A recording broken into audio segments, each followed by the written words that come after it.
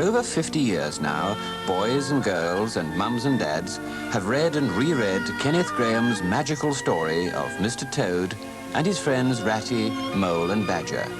4 animals who were sometimes so stupid and sometimes so wise that they were just like human beings. For those who've not yet had the pleasure of their company, and for the thousands who'd like to meet them again, this is the story of The Wind in the Willows.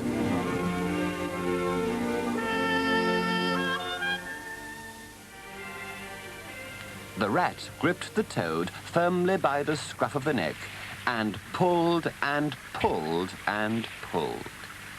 Inch by inch, the waterlogged toad was hoisted over the edge of the hole. He was exhausted and numb with cold, but so relieved that he was back on the river bank. He stood in the hall, streaked with mud and weed, with the water streaming off him. "Oh, Ratty!" he cried. "I've been through such time since I last saw you. You can't think. Oh, such trials, such sufferings, and all so nobly borne. I've been in prison, and out of it, of course, been thrown in a canal, stole a horse, which I sold for a small fortune, humbugged everybody, and made 'em do just what I wanted. Toad," said the water rat, "go upstairs at once, take off those old cotton rags, and clean yourself thoroughly.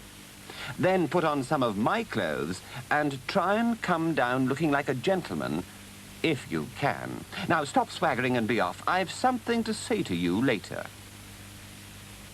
And catching a glimpse of himself in the mirror, Toad realized just what a sight he was.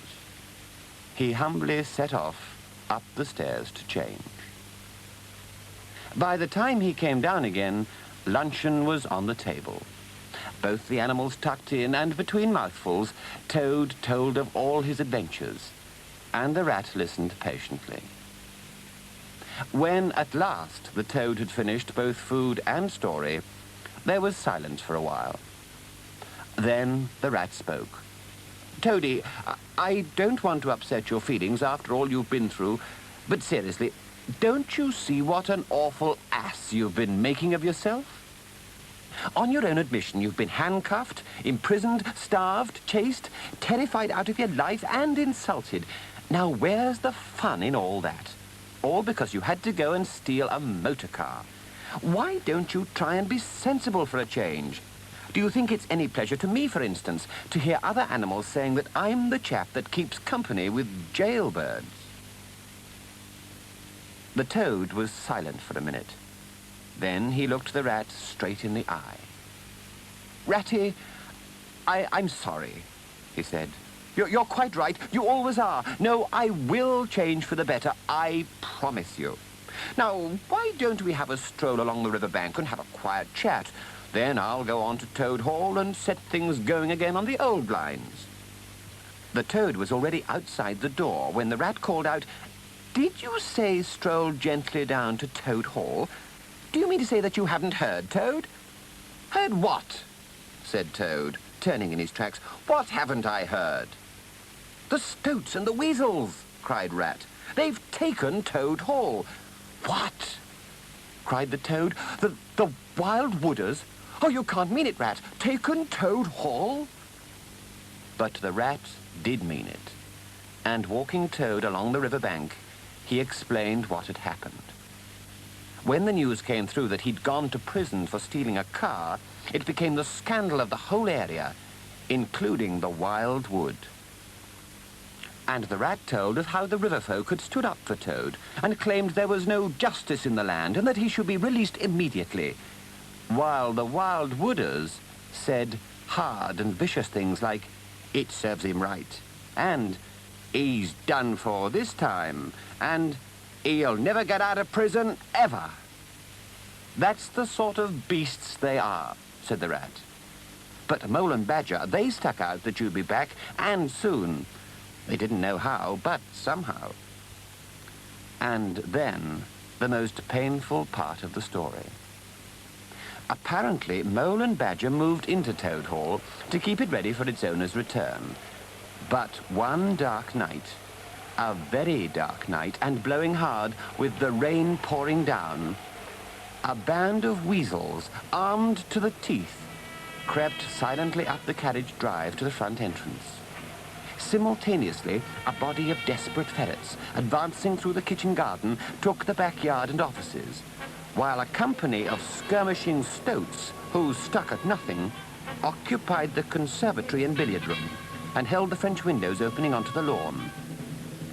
The mole and the badger were quite unsuspecting when those bloodthirsty villains broke down the doors and rushed in on them from every side. They fought as best they could. But what were 2 against 200? They were beaten severely with sticks and turned out into the cold and the wet. And the wild wooders have been living in the hall ever since, continued the rat. The place is in a filthy mess, and they're telling everyone that they're staying for good. Oh, are they? Said Toad, getting up and seizing a stick. I'll soon see about that. And despite all the rat could do, he was off. He marched rapidly in the direction of Toad Hall, muttering to himself in his anger, and determined to show the wild wooders that not only was Toad back, but that he'd take possession again of his home there and then. He strode up to the imposing front gates of the hall, when suddenly there popped up from behind the palings a long yellow ferret with a gun. "Who goes there?" said the ferret sharply. "Oh, stuff and nonsense," said Toad very angrily. "What do you mean talking like that to me? Come out of it at once or I'll..." The Toad fled for his life, as not just one but several bullets whistled over his head, and he could hear the ferret laughing, and then others joining in. Crestfallen, he rejoined the water rat and told him what had happened. "I tried to stop you," said the rat. "It's no good. They've got sentries posted. They're all armed. You must just wait." But Toad was not inclined to give in all at once. He got out Rat's boat and set off up the river to where the garden of Toad Hall came down to the waterside. Arriving within sight of his old home, he rested on his oars and surveyed the land cautiously. He could see the whole front of Toad Hall glowing in the evening sunshine. The pigeons settling by 2s and 3s along the line of the roof. The garden a blaze of flowers. All seemed tranquil and apparently waiting for his return. He'd try the boathouse first, he thought. So very warily he paddled up to the mouth of the creek and was just passing under the bridge when the great stone completely smashed the boat, and Toad found himself struggling in deep water. Above him, 2 stoats were leaning on the parapet and watching with great glee. "It'll be your head next time, Toady," they called out to him, and the Toad spluttered and fumed and spluttered. It was quite late that same evening. The Toad was silent and depressed. He'd ruined the rat's suit, cost him a good boat, and it seemed that he'd never live at Toad Hall again. "Oh, cheer up, Toady," said the rat. "Wait till we've seen Mole and Badger and heard their latest news." "Good heavens!" cried Toad, brightening up. "Mole and Badger! Quite forgotten 'em. What's become of the dear fellas?" "Well, may you ask," said the rat reproachfully. "While you've been cavorting all over the countryside, those 2 poor devoted animals have been living very rough by day and lying very hard by night, watching over your house. Their only thought has been to get back for you your property. You don't deserve such friends." At that moment, there was a heavy knock on the door. The Toad, after his experiences that afternoon, was nervous, but the rat walked over and lifted the catch. And who should walk in but Mr. Badger? His shoes were covered in mud, and he looked rough and disheveled. He had all the appearance of someone who hadn't been home for a very long time. He shook Toad by the paw. "Welcome home, Toad," he said. "Oh, but what am I saying? This is a poor homecoming indeed. Unhappy Toad." Then, turning his back on both the animals, he sat down at the table and helped himself to a large slice of ham.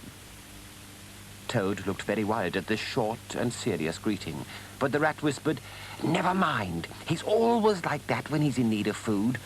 Wait till he's eaten. He'll be quite a different animal." And then another knock at the door. A lighter knock. This time Toad opened it. And there stood the mole.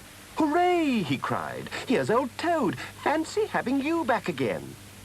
The mole, shabby and unwashed, had forgotten his own discomfort at once. "Never dreamt you'd turn up so soon, Toad," he said. "Now we can really plan to outwit the wild wooders." And sitting around the table, they got down to the subject of recapturing Toad Hall, and how they went on.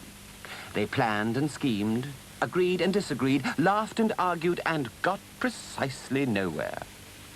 "I think we should—" "No, we shouldn't," shouted the Toad. "What we ought—" "Don't be so daft, Toady," said the Rat. "Well, it was a better suggestion than yours," said the Mole. "All you've done is—"